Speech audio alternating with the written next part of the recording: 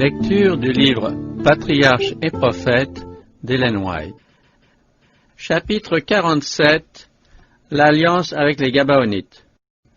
Peu après leur retour à leur camp de Gilgal, les Israélites reçurent la visite d'une étrange députation. Ces ambassadeurs proposaient de contracter une alliance entre la nation hébraïque et la leur. Ils disaient venir d'un pays éloigné, et leur aspect semblait bien confirmer leur dire. Leurs vêtements étaient râpés, leurs sandales raccommodées, et leurs outres à vin rapiécées et ficelées, comme on le ferait rapidement au cours d'un voyage. De leur lointaine patrie, bien au-delà des frontières de la Palestine, disaient les nouveaux venus, leurs compatriotes avaient entendu parler des merveilles accomplies par Dieu pour son peuple, et ils les envoyaient pour lui proposer une alliance. Les Hébreux ayant été particulièrement avertis contre toute idée de former des alliances avec les idolâtres de Canaan, les principaux conçurent des doutes quant à la véracité de ces déclarations. Ils leur demandèrent, « Peut-être habitez-vous parmi nous, comment donc ferions-nous une alliance avec vous ?»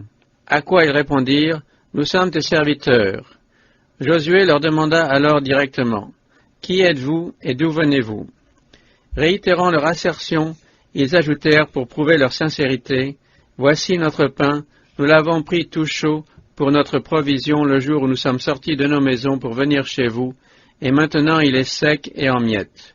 Ces outres à vin que nous avons remplies toutes neuves, voici qu'elles se sont déchirées, et nos vêtements et nos chaussures se sont usés par suite de l'extrême longueur du voyage. » Alors, sans avoir consulté l'Éternel, les gens d'Israël acceptèrent leurs allégations comme véridiques.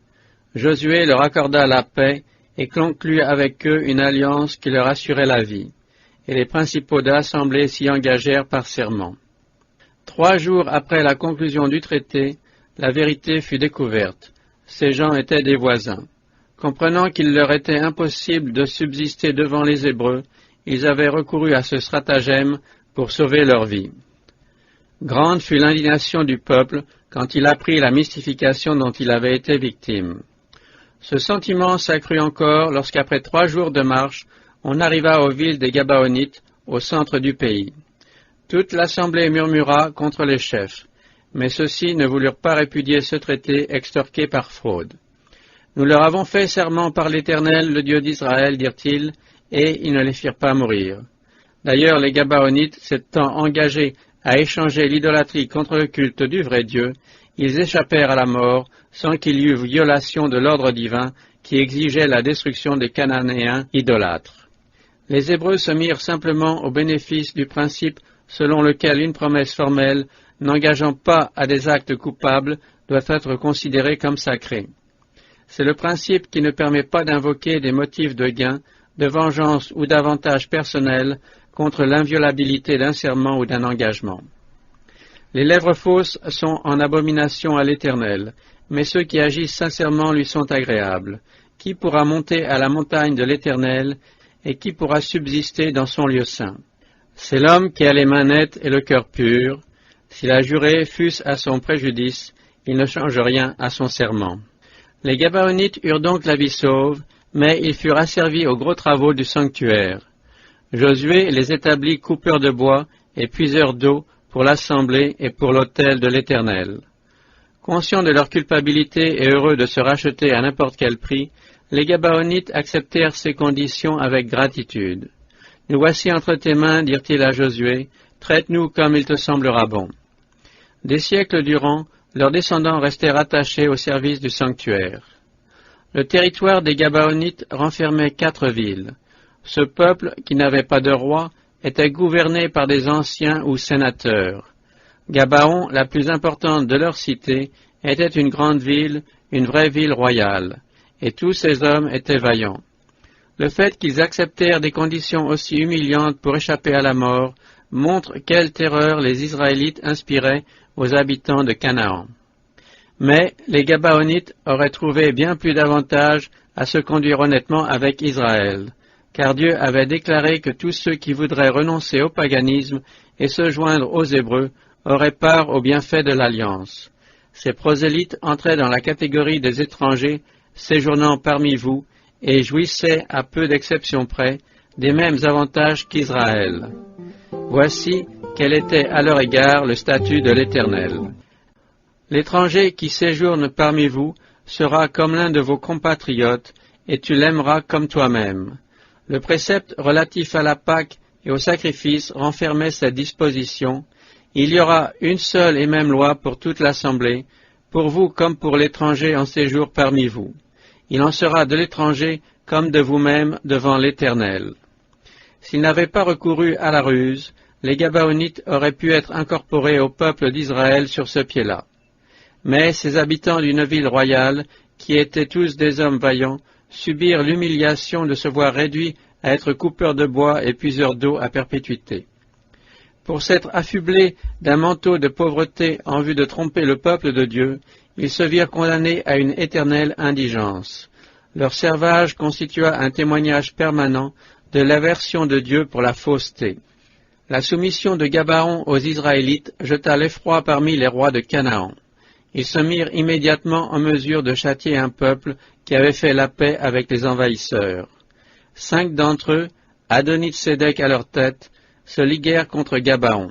Leurs mouvements furent si prompts que les Gabaonites eurent à peine le temps d'envoyer à Gilgal ce cri d'alarme adressé à Josué. « N'abandonne point tes serviteurs, monte auprès de nous promptement, délivre-nous et donne-nous du secours, car tous les rois des Amoréens qui habitent la montagne se sont réunis contre nous. » La ville de Gabaon commandant les passages de la Palestine centrale et méridionale, le danger était aussi grand pour Israël que pour les Gabaonites, car si l'on voulait conquérir le pays, il fallait être maître de cette place.